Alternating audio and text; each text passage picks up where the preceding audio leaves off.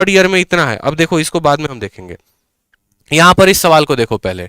CGL के mains का question है आपके सामने, 18,000 रुपए हमें दे दिए गए हैं और उसको हम 10% के रेंट पर दे रहे हैं, 10% के ब्याज पर दे रहे हैं। हमसे बोला गया है तीसरे साल और चौथे साल का अंतर बताओ तो कितना होगा। और कौन सा सवाल है, तो सीजीएल मेंस का सवाल है मेरे भाई, सीजीएल मेंस का सवाल है। एकदम रेलिवेंट क्वेश्चन है, बिल्कुल भी इरेलीवेंट नहीं है, बिल्कुल भी बकवास सवाल नहीं है, प्रीवियस ईयर का पूछा है। मेंस भी दोगे तो भी काम आएगा, प्री दोगे तो भी काम आएगा। और सीखना अभी ही है और अभी के अप्रोच से है, क्योंकि जो अप्रोच हम बता रहे हैं वो आपको बुक में नहीं मिलेगा। ठीक है, क्या बोलेंगे, बोलेंगे सर देखिए प्रिंसिपल हमारा कितना है, तो बोलेंगे सर 18,000 रुपया है। ठीक, ब्याज का दर कितना है सर, 10% है। तो पहले साल का ब्याज कैसे निकालेंगे, तो इसी का 10% यानी पहले साल का ब्याज 1/10। ठीक है, हमें तीसरे और चौथे का पूछा है तो कम से कम तीसरे तक जाएंगे ना सर, बताइए। तो ये पहले साल का ब्याज हो गया। दूसरे साल का ब्याज पहले का 11/10 होता है, तीसरे साल का ब्याज दूसरे का 11/10 होता है, यानी 1/10, इसी का 10% निकाल दिया, पहले साल का ब्याज आ गया। उसको 11/10 के साथ गुना कर दिया, दूसरे साल का ब्याज आ गया। उसको 11/10 के साथ गुना कर दिया, तीसरे साल का ब्याज आ गया। हमें तो तीसरे और चौथे का अंतर चाहिए, यानी अब 11/10 के साथ गुना नहीं करेंगे, अब 11 और 10 का अंतर यानी 1/10 के साथ गुना करेंगे। 3 जीरो से हमारे 3 जीरो यहां पर खत्म हो जाएंगे। हमें जो गुना करना होगा वो करना होगा 11 इंटू, ठीक है, 18 इंटू 11 इंटू 11, और बट्टे में कितना आ जाएगा, 10 आ जाएगा। दशमलव के बाद एक स्थान होगा। ठीक है, गुना कर लो। क्या 18 को आपके साथ गुना करना नहीं बताया है, बताओ। 18 को सबसे पहले 11 के साथ गुना करो, और 11 का गुना कितना आसान होता है बताना। सबसे पहले 8 है तो 8 को लिखो, 8 का पड़ोसी 1 है तो उसको 9 लिखो, और 1 है तो 1 लिखो। फिर वापस इसको 11 के साथ गुना करना है, पहले 18 को 11 के साथ गुना करो, जो आएगा फिर 11 के साथ। 8 है तो 8 लिख दो, 8 जमा 9 17 का 7 हो गया, एक और एक कितना हो जाएगा, 2। देखो मेरी बात को, 8 है 8 लिख दिया, 8 में 9 को जोड़ दो उसके पड़ोसी को, तो 8 और 9 17 का 7, हाथ में 1, 9 और 1 10, 10 और 1 11 का 1, हाथ में वापस से एक और एक कितना हो जाएगा, ये, यानी 2178। एक एक कैलकुलेशन भी हम आपको बता रहे हैं ताकि पेपर में आप गलती ना करें। तो बोलेंगे सर 2178 और बट्टे में कितना, 10, यानी आंसर कितना आएगा, 217.8। बिल्कुल जीरो से हीरो आपको बना देंगे, चिंता नहीं करनी है। यानी ऑप्शन नंबर क्या होगा, बी फॉर बाहुबली, जो मेरे तब से सभी मित्र उत्तर दे रहे थे। बी फॉर अपना बिहार। क्या बात है भैया। तो देखो मेंस का क्वेश्चन था, एक लाइन में बना दिया कि नहीं बना दिया आपने। कब बनाया, जब आपका कंसेप्ट क्लियर था, जब आप शुरू से मेरे साथ सेशन में बने हुए थे, जब आपने एक एक बातें को सीखा जो हमने बताया। जो बच्चे डेली क्लास कर रहे हैं ना, गारंटी दे रहा हूं उनका 50 में 50 कहीं नहीं जा रहा। आप हंसते खेलते मुस्कुराते आओगे, क्योंकि पिछली बार 30 दिन 30 मैराथन के हर सेशन को जिसने अटेंड किया था, हर किसी के कम से कम 23 प्लस अटेम्प्ट थे, कम से कम 23 अटेम्प्ट थे। मैथ में 23 प्लस अटेम्प्ट थे, रीजनिंग में 15 किया फर्क नहीं पड़ता, इंग्लिश में 10 किया फर्क नहीं पड़ता, लेकिन मैथ में 23 से ज्यादा का अटेम्प्ट था और एक्यूरेसी सही थी। और जिस दिन आंसर किया है मुस्कुराते सबका आया, सर हमारा हो गया। ठीक है, आ जाओ अगला सवाल देखो। अगला सवाल क्या है,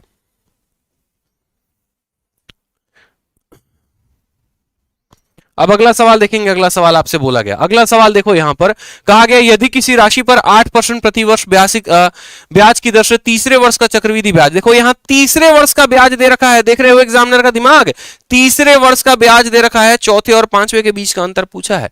ना आपको उसने मूलधन दिया, ना उसने आपको ब्याज दिया, उसने आपको तीसरे साल का ब्याज दे दिया। सर तीसरे साल का ब्याज दे दिया और चौथे और पांचवे का अंतर पूछ दिया, बता दो।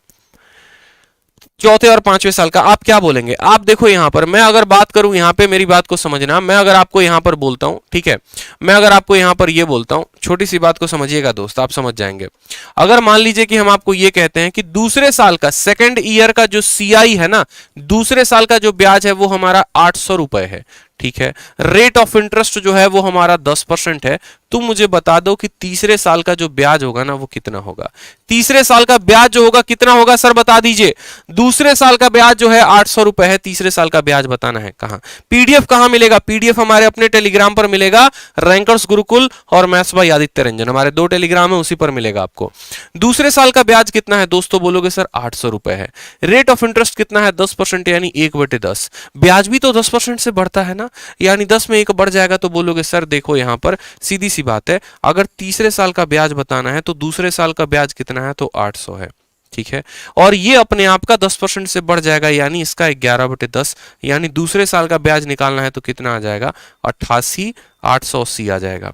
दूसरे साल का ब्याज कितना आ जाएगा, 880 आ जाएगा। क्लियर है? पहले साल का ब्याज देखो, दूसरे साल का ब्याज अगर 800 है तो तीसरे साल का ब्याज 880 होगा। ठीक, इसी में 10% बढ़ जाएगा। उसी तरीके से अगर हम आपको ये बात बोलते हैं कि मैं आपको कह रहा हूं कि तीसरे साल का ब्याज दोस्त कितना है, तीसरे साल का ब्याज आपका 1000 रुपए है और रेट ऑफ इंटरेस्ट आपका कितना है, 10% है। आप मुझे बताओ पांचवें साल का ब्याज कितना होगा। हम आपको हर तरीके से सिखा रहे हैं। अगर आपको एग्जामिनर आपका मूलधन ना भी दे तो भी आप ब्याज निकाल सकते हो। तीसरे साल का जो ब्याज है ना, सीआई दे रखा है तीसरे साल का और सीआई पूछा है पांचवें साल का, कैसे बताओगे मुन्ना बताओ। तो साफ तौर पर कहोगे सर देखो बात ऐसी है, तीसरे साल का ब्याज कितना है, 1000 रुपए है, 10% का रेट है यानी 1/10, यानी यह पैसा चौथे साल में अपने आप का 11/10 हो जाएगा और पांचवें साल का ब्याज निकालो वापस से 11/10 हो जाएगा। दो जीरो से दोनों जीरो खत्म, आंसर हमारा कितना आ जाएगा, 1210। ये हमारा पांचवें साल का ब्याज होगा। यानी अगर कभी किसी दिन हमें मूलधन नहीं भी देता है, अगर किसी साल का ब्याज हमें दे देता है तो उस पर्टिकुलर साल के ब्याज का इस्तेमाल करके हम आने वाले विगत वर्षों के ब्याजों को भी निकाल सकते हैं। क्लियर हो गया यहाँ पे? तो आप मुझे बताओ, जो कि आपके सामने ये एमटीएस का क्वेश्चन था जो कि आपको सीजीएल के मेंस में पूछेगा, तो सवाल में क्या कहा है? सवाल में कहा है रेट ऑफ इंटरेस्ट 8% है, प्रिंसिपल हमारा 3600 है, चौथे साल और पांचवें साल का अंतर पूछा है। क्या बोलोगे? बोलोगे सर बड़ा आसान सा क्वेश्चन है, प्रिंसिपल कितना है बता दो। तो सर बोलोगे सर देखो तीसरे साल का ब्याज यहाँ पे, थर्ड ईयर का सीआई है सर, तीसरे साल का ब्याज हमें कितना दिया गया है, तो बोला गया है कि तीसरे साल का ब्याज हमारा 3600 रुपया है और रेट ऑफ इंटरेस्ट कितना है बता देंगे सर, 8% है। हमसे बोला गया है यहाँ पर पांचवें साल का ब्याज का और चौथे साल का ब्याज का क्या बताना है, अंतर बताना है। यही तो हमसे पूछा गया है। कैसे बताओगे? जो कंसेप्ट बताया था अगर उस कंसेप्ट के राहों पर चल रहे हो तो एक एक सवाल का आंसर दे दोगे। बोलोगे सर तीसरे साल का ब्याज 3600 रुपए है, मान लिया रेट 8% है, 8% का बट्टा कितना होता है, 2/25 होता है। कितना होता है, 2/25 होता है। तो बोलोगे सर ये हमारा प्रिंसिपल, सॉरी ये हमारा तीसरे साल का ब्याज है और तीसरे साल के ब्याज से चौथे साल का ब्याज निकालना है। कैसे निकालेंगे? 25 में 2 ऐड कर देंगे तो बोलेंगे सर 27/25 हो जाएगा। ये हमारा तीसरे साल का है, अपने आप का 27/25 गुना हो जाएगा तो चौथे साल का निकल जाएगा। याद रखो पांचवें साल का ब्याज नहीं निकालना है, पांचवें और चौथे का अंतर निकालना है। यानी 27 और 25 का अंतर कितना हुआ, 2, और बट्टे में कितना आएगा, 25 आ जाएगा। यहां पर गुना कर दो बस। अब यहां पर भाग कर लो मेरे भाई, ठीक है। तो 25 से जब आप इसको काटोगे तो कितनी बार में कटेगा, 25 से एक बार में 25 कटेगा, 110 आ जाएगा, 4 बार में 100 हो जाएगा, वापस से 4 बार में हो जाएगा। यानी जब आप इसको गुना करोगे तो बोलोगे सर 144 इंटू 27 इंटू 2 और बट्टे में कितना आएगा, 25 आएगा। अब आप जरा ऑप्शन में देखो तो आपको ऑप्शन में अप्रोक्सीमेट वैल्यू दी गई है। अप्रोक्सीमेट वैल्यू मतलब आप यहां पर ना डिजिटल सम लगा सकते हो ना यहां पर यूनिट डिजिट का कंसेप्ट लगा सकते हो, मतलब आपको इसको पूरा का पूरा ही हल करना पड़ेगा और कोई ऑप्शन नहीं है। अगर और कोई ऑप्शन नहीं है तो ऊपर नीचे 4 से गुना कर दो, नीचे 4 से गुना करोगे तो बन जाएगा आपका 100 और ऊपर 4 से गुना कर जाओगे तो बन जाएगा 8। फायदा क्या होगा वो अभी आपको बताते हैं। 144 को गुना करना पड़ेगा किसके साथ, तो देखो 144 को गुना करना पड़ेगा 8 सते 56 का 6, 5 हाथ में 8 दूनी 16, 5 21, 216 के साथ। 144 को 216 के साथ गुना करके क्या करना है, 100 से भाग करना है। 816 देखो 144 को 216 के साथ। अब यहां पर 3 अंकों का गुना आप डायरेक्ट कर सकते हो 144 को 216 के साथ, एक ही लाइन में कर सकते हो अगर आपने गुना सीखा है तो, और अगर नहीं सीखा तो बड़ा मुश्किल हो जाएगा। सीधा का सीधा 6 इंटू 4, 24 का 4 हाथ में 2। अब यहां पर देखो जो मैं गेम करने जा रहा हूं, क्रॉस मल्टीप्लाई करो इन दोनों को क्रॉस मल्टीप्लाई।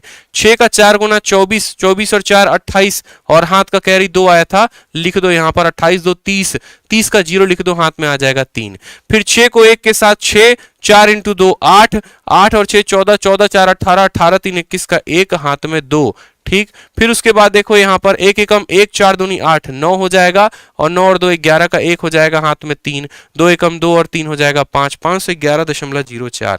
ठीक है, सॉरी 311.04 आएगा मेरे भाई, 311.04 आएगा। देखो 6 चौके 24 हो गया, ठीक है, 6 चौके 24 का 4 हाथ में 2, 6 चौके 24 4 28 2 30 का 0 हाथ में 3, 1 एकम 1 हो गया यहाँ पर, 6 हो गया, 8 हो गया, 14 4 18, 18 3 21 का 1 हाथ में 2, 1 एकम 1, 4 दूनी 8, 9 गुना कर लो यहाँ पर बहुत अच्छे, 311.4।